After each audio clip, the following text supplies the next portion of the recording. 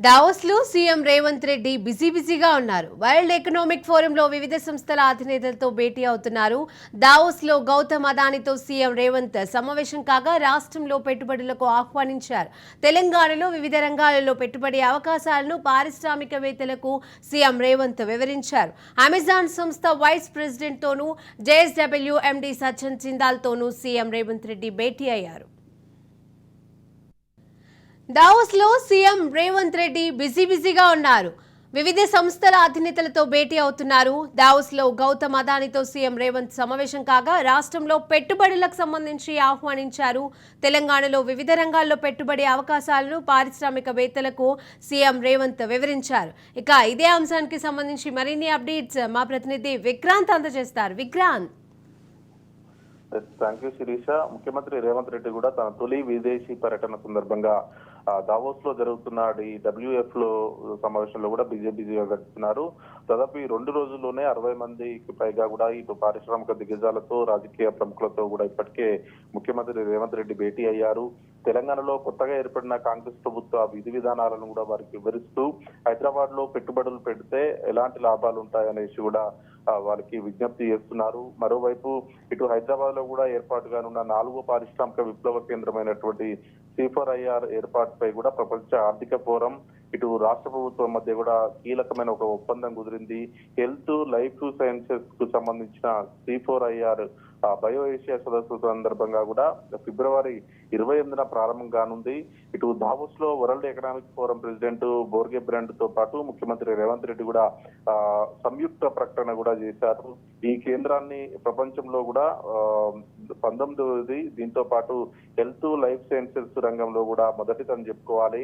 మొత్తానికి హైదరాబాద్ లో world economic forum C4IR ప్రారంభంతో ఇటు ఫార్మా, అదేవిధంగా మెడ్టెక్, బయోటెక్నాలజీ రంగాల్లో కూడా మరిన్ని ఉపాధి అవకాశాలు మెరుగుపడడంతో పాటు హెల్త్ కేర్, లైఫ్ సైన్సెస్ రంగాల్లో కూడా నూతన ఆవిష్కరణలు వస్తాయని కూడా రాష్ట్ర ప్రభుత్వం భావిస్తా ఉంది. అదేవిధంగా ఇటు వరల్డ్ ఎకనామిక్ ఫోరం వెబ్ దృక్పథంతో పాటు లక్ష్యాలు రాష్ట్ర ప్రభుత్వ ఆలోచనలకు అనుగుణంగా ఉన్నాయని కూడా స్వయంగా నిన్న ముఖ్యమంత్రి రేవంత్ రెడ్డి కూడా మాట్లాడాడు. మరోవైపు ఇటు ప్రపంచ ఆర్థిక ఫోరం ఇటు తెలంగాణ ప్రభుత్వం మధ్య కూడా సమన్వయం కూడా కుదిరిందని చెప్పుకొచ్చాడు. ఇటు నాణ్యత ప్రమాణాలు మెరుగుపరచడంతో పాటు ఇటు ప్రజల జీవితాలు కూడా బాగు చేయాలన్న ఆలోచనతోటే ఇటు వెఫ్ ప్రపంచ స్థాయిలో కూడా పనిచేస్తుందని, ఇటు తెలంగాణ ప్రభుత్వం రాష్ట్రంలోనే 4 కోట్ల మందిపై దృష్టి కేంద్రీకరిస్తుంది. మరోవైపు ఇటు వెఫ్ భాగస్వామ్యంతో పాటు ప్రజా ఆరోగ్యంతో పాటు సాంకేతికంగా జీవన ప్రమాణాలను మెరుగుపరిచే విధంగా కూడా దాని వేగాన్ని అందుకోవచ్చని కూడా ముఖ్యమంత్రి రేవంత్ రెడ్డి పేర్కొన్నాడు.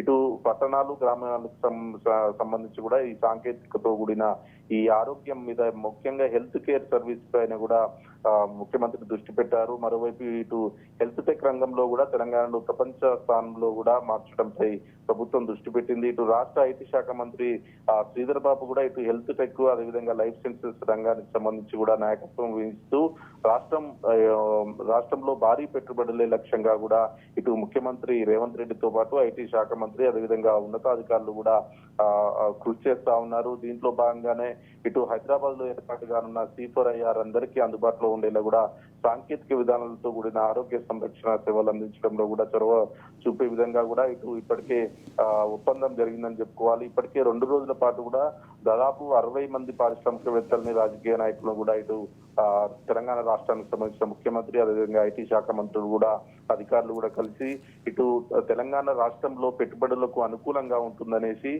తెలంగాణలో కొత్త ప్రభుత్వం ఏర్పాటైన నేపథ్యంలో కూడా వారికి అనేక అనుకూలతలు కూడా వీళ్ళు కల్పించే విధంగా కూడా వారిని ఒప్పించే విధంగా కూడా కృషి చేస్తా ఉన్నారు. దాదాపు ఇప్పటికే 2 రోజుల పాటు జరిగిన ఈ సమావేశాల్లో కూడా ఇటు ముఖ్యమంత్రితో పాటు ఐటీ శాఖ మంత్రి, అధికారులు కూడా బిజీగా గడిపారని చెప్పుకోవచ్చు Shirisha. Right, thank you Vikrant.